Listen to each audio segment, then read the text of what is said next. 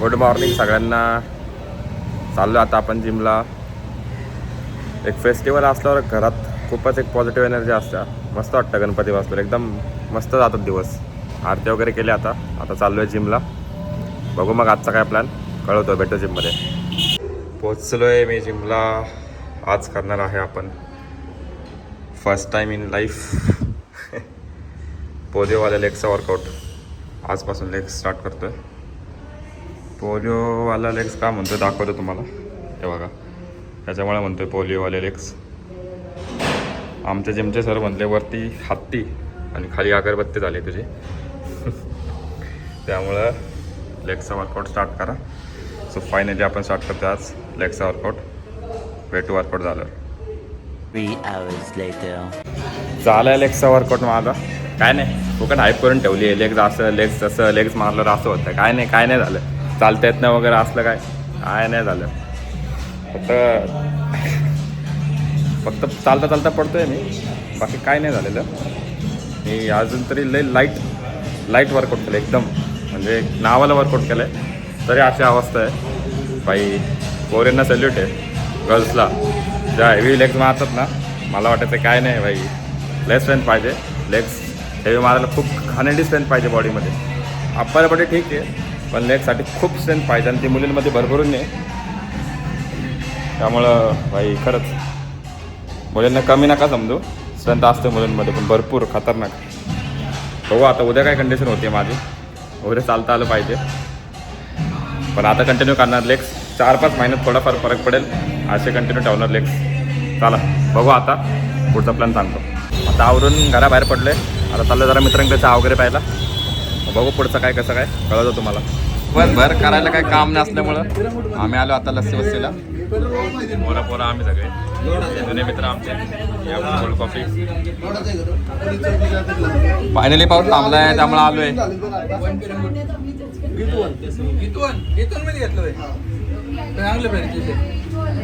3 hours later.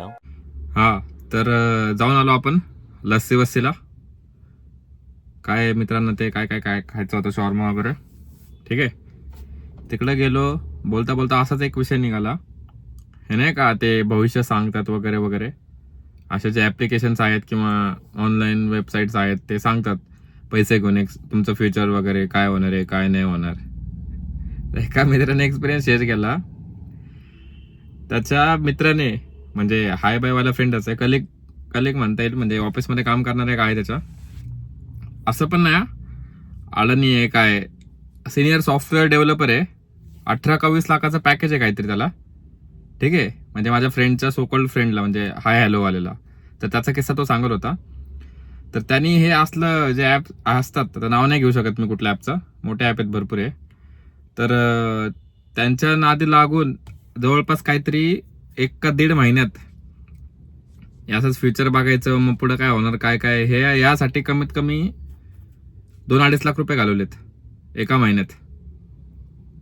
आता ह्याला ठीक आहे, ह्याला चांगलं पॅकेज आहे वगैरे, पण 2-2.5 लाख रुपये एका महिन्यात घालवलेत. विचार करा. आणि काय असे पण आहेत बँक बॅलन्स 100 रुपये आणि ते पण त्याच्यात घालवतात. म्हणलं बघू काय विषय नक्की. तर मी पण ते ॲप डाउनलोड केलं. ठीक आहे, तर त्याच्यात असे भरपूर ऑप्शन होते. म्हणजे काय होते 10 रुपये पर मिनिट, 15 रुपये पर मिनिट, असे त्यांना वेगवेगळे रेटिंग्स होते. मुलं मुली म्हणजे गुरुजी मध्ये मेल आणि फिमेल दोन्ही होते त्यांच्यामध्ये. ठीक आहे, तर काही एवढे डेंजर आहेत की 750 रुपये पर मिनिट वाले पण होते त्याच्यात. 350 रुपये पर मिनिट. म्हणजे तुम्हाला त्यांच्याशी बोलण्यासाठी 350 रुपये पर मिनिट द्यावे लागणार, 500 रुपये पर मिनिट द्यावे लागणार. आणि त्यांना काहीतरी एक्सपिरियन्स म्हणजे त्यांचे असे एक्सपिरियन्स लिहिले होते की 42 इयर्स एक्सपिरियन्स, म्हणजे 40 वर्षापासून हे सगळे करतात. ठीक आहे, मी टाकले 50 रुपये. ठीक आहे, आणि म्हटलं बघू काय करताय ते नाही का. तर ते 5 रुपीज पर मिनिट वाल्याशी मी बोलायला चालू केलं. ठीक आहे, आणि नंतर मग पहिले 2-3 मिनिटं ऑलमोस्ट. ठीक आहे, क्वेश्चन राहिलं साईडला. मी क्वेश्चन विचारलं त्यांना, त्याचा आन्सर राहिलं साईडलाच. ते सांगत बसले. पहिले ते डेट विचारतात, बर्थ डेट आणि बर्थ टाईम. ठीक आहे, आणि बर्थ इयर. म्हणजे बर्थ डेट फुल विचारतात आणि तुमचा बर्थ टाईम विचारतात. टाईम नसेल तरी 80% आमचं प्रेडिक्शन बरोबर येईल असं सांगतात. त्याच्यानंतर तुम्ही प्रश्न विचारल्यानंतर पण ते प्रश्नाचं उत्तर द्यायचं सोडून ते 2.5 ते 3 मिनिटं कुठल्या पॅटर्नमध्ये घालवतो तुम्हाला सांगतो. त्यांचं पॅटर्न काय सांगतो तुम्हाला. 2.5 ते 3 मिनिटं ते हेच सांगतात तुमची रास ही आहे, तुमचा ग्रह या जागेत जाऊन बसला, तुमचा शुक्र शनीमध्ये जाऊन बसला, तुमचा शनी शुक्रात गुरुमध्ये सोमवारमध्ये मंगळवारमध्ये जाऊन बसला, XYZ ते सांगतात. ठीक आहे. मग तुमच्यावर हे राहू नारद आहे, केतू नारद आहे, सूर्य नारद आहे, चंद्र नारद आहे. ठीक आहे. हे सगळ्यामध्ये ते बरोबर 3 ते 3.5 मिनिटं घालवतात. 5 मिनिट पर मिनिट वाल्या चॅटमध्ये. ठीक आहे. मग तुम्ही समजा 5 मिनिट बोलायला 1 मिनिटाचे 5 मिनिट 5 रुपये घेताय, तर समजा तुम्ही मिनिमम ते 5 मिनिटाचं असतं. ठीक आहे त्यांचं एकाचं. ठीक आहे. तर मग तुम्ही ते दिले पैसे, म्हणजे किती गेले 25 रुपये तुम्ही ऑलरेडी दिलेत त्याला. तर ते पहिले त्यातले 5 मिनिटातले 3 ते 3.5 मिनिटं हे असेच घालवतात. ठीक आहे.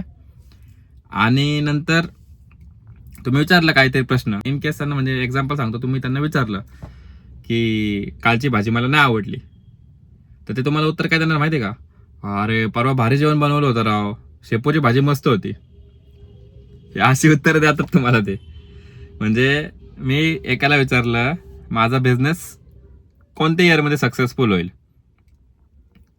तर ते म्हणे 2027 पर्यंत तुमचा बिझनेस सक्सेसफुल होईल. मग मी त्याला बोला अरे मी तर जॉब करतो. मग तो शांत झाला 2 मिनिटं आणि नंतर म्हणते म्हणजे नाही, आता तुम्ही जॉब सोडणार आहे आणि मग 2026 ला बिझनेस चालू करणार आहे आणि 2027 पर्यंत तुम्ही सक्सेसफुल होणार. मग माझ्या अजून एका मित्राला म्हणलं हे जरा यांचा झोल झपाटे बघूया, काय ट्राय करूया. मग त्याने पण डाउनलोड केलं. ठीक आहे. आणि तो पण बोलत होता एकाशी, तर त्याला विचारायला लावलं एक काम कर, लग्नाबद्दल विचार. तर त्याने विचारलं माझं लग्न कधी होईल. ते काय सांगतात त्याला 2027 पर्यंत तुमचा योग आहे. अरे माझ्या मित्राचं लग्न झालंय, त्याला 9 महिन्याची मुलगी आहे आता. त्याचं लग्न झालंय 2022 का 23 ला अप्रॉक्स झाला असेल, एवढं मला परफेक्ट नाही माहिती, पण झाले त्याच रेंजमध्ये काहीतरी 22-23 ला. ठीक आहे. आणि त्याला सांगताय 2027 पर्यंत आहे ना तुमचं लग्नाचं योग आहे. 27 पर्यंत तुमचं लग्न होऊ शकतं, म्हणजे चांगले योग आहेत 2027 ला. म्हणजे तुमची आता 7.5 काहीतरी चालू आहे. 2026 पासून ती त्याचा इफेक्ट कमी होईल आणि 2027 ला तुमचं लग्न जुळण्याचे योग आहेत. असं त्याने 3-4 लोकांना विचारलं. प्रत्येकाने काहीचं काही सांगितलं. एक बोलतोय 2026 ला होईल, एक बोलतोय 2028 ला होईल. सेम माझ्या बाबतीत झालं. मी सगळ्यांना बिझनेस विचारत होतो, तर मला पण प्रत्येकाने काहीचं काही सांगितलं वेगवेगळं. एक बोलतोय 27, एक बोलतोय 28, आणि मग मी सगळ्यांना लास्टला सांगतोय की अरे मी तर जॉब करतोय. मग ते गडबडायचे, असं बोललं की जॉब करतोय. मग ते सगळ्यांनी मला सेम सांगायचे की नाही आता तुम्ही असं तुमचा योग जुळतोय की तुम्ही आता जॉब सोडणार आहे आणि मग बिझनेस चालू करणार आहे. काय एकाने अजून एकाला सांगितलं डाउनलोड करायला. आणि ह्यांचा कॉन्सेप्ट कसा आहे हे तुम्हाला सांगतात की हे पहिलं चॅट फ्री आहे म्हणून. ठीक आहे.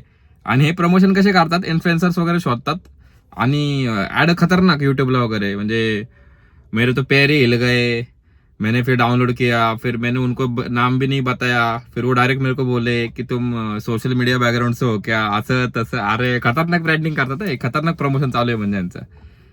आणि पहिले चॅट फ्री आहे म्हणे, डाउनलोड करा. ठीक आहे. तर मित्राला एकाला सांगितलं, अजून एकाला, तर त्याला विचारलं तू विचार गर्लफ्रेंड म्हणजे रिलेशनशिप बद्दल विचार, नाही का. तर तो त्याची गर्लफ्रेंड आणि त्याचं 7 का 8 वर्षाचं रिलेशन आहे. ठीक आहे. चालू आहे व्यवस्थित सगळं. तर त्याने विचारलं की माझं ब्रेकअप झालंय म्हणून माझी गर्लफ्रेंड परत यांचा काय चान्स आहे का. तर समोरचा काय बोलतोय, नाही समोर तुझी जी एक्स होती ती तुझ्या लाईफमध्ये परत नाही येणार आहे आणि तिचं लग्न पण झालंय आणि तो करंटली आता रिलेशनमध्ये आहे. म्हणजे असे एवढे फेक. म्हणजे माझा बोलायचा पॉईंट असा आहे की श्रद्धा ठेवा, म्हणजे हे सगळं आहे. ठीक आहे. ग्रह, तारे, देव, सायन्स हे सगळं आहे. ठीक आहे. मी ह्याला डिनाय नाही करत आहे, पण श्रद्धा आणि अंधश्रद्धेमध्ये फरक आहे. तुम्ही हे जे करताय ते अंधश्रद्धा आहे आणि लोक तुमचा त्याच गोष्टीचा फायदा उठून त्यांनी ते ऍप्लिकेशन तयार केलं आणि ते लोक जे ओनर आहेत ते करोडो रुपयामध्ये छापतायत. विचार करा. म्हणजे त्यांनी पूर्ण एक सायकल तयार केली आहे बघा. म्हणजे अंधश्रद्धा कुठं चालली आहे. मग इंडियाचं अवघड आहे भाई, कसं काय होईल. मग ते फ्रान्समध्ये कुठे 9 जनरेशन चालू आहे सिम कार्ड 9G, आणि तुम्ही इथं ऍप्लिकेशन वाल्यांना पर मिनिट पैसे देत आहे फ्युचर बघण्यासाठी तुमचं स्वतःचं. अरे मला एक सांगा, त्यांना एवढं फ्युचर कळत असतं ना तर ते असे पैसे नसते घेत बसले पर मिनिट फ्युचर सांगायचे लोकांचे. स्वतःचं फ्युचर बनवलं असं त्यांनी, स्वतः नसते का अंबानी झाले ते बिझनेस करून. स्वतःचं फ्युचर बघितलं असं त्यांनी आणि बिझनेस केला असं त्या हिशोबाने, किंवा इन जनरल फ्युचर बघितलं असं की 2030 मध्ये काय होणार आहे. मग त्या हिशोबाने त्यांनी स्टॉक घेतले असते किंवा कुठलं हे घेतलं असतं, बिटकॉइन टाईप घेतलं असं काहीतरी घेतलं असतं, म्हणजे पैसे कमवले असते ना. ते स्वतः अंबानी झाले असते. ते असे भिका नसते मागत बसले पर मिनिट. ₹10 आणि ₹5 साधा हिशोब करा, जरा डोकं लावा. ठीक आहे. काही काही असतात, अशातला भाग नाहीये की सगळेच फेक असतात. काही काहींचा अभ्यास असतो वगैरे सगळं ठीक आहे, पण फ्युचर कोणीच नाही सांगू शकत रे. हे म्हणजे फ्युचर सांगणे हे एक प्रिडिक्शन असू शकते, एक अभ्यास असू शकतो थोडाफार, की एक म्हणजे तुमचं नाही का 5-10% अंदाज लावू शकतात. कुठले लोक जे असे काही काहींचे वडिलोपार्जित ज्यांचं चालू आहे, त्यांचा अभ्यास चालू आहे, त्यांचा चालू आले वडिलोपार्जित पासून, ते लोक असतात. ठीक आहे. ते पैसे वगैरे कधीच घेत नाही. ते सांगतात तुम्हाला एक अंदाज सांगतात. ते असं कन्फर्म नाही सांगत हे एवढंच हे होणार, तेवढंच ते होणार आहे. जरा विचार करा. जनरेशन कुठं चालली. एक तर त्यात ते जेनजी जनरेशन आजचं ते आज आले होते MIT कॉलेजचे तिकडं. MBA BCA वगैरे असतात, म्हणजे MIT कॉलेजच्या जवळ येते लस्सी तिथे सगळा क्राऊड असतो MITचा ऑलमोस्ट. त्यांचा टॉपिक आहे ना भाई, एवढं रेडिक्युलस आणि एवढं माइंड डेंजर झालं ना आमचं, त्याचं उद्या बोलू आपण या टॉपिकवर. ठीक आहे. भेटू पुढच्या ब्लॉगमध्ये.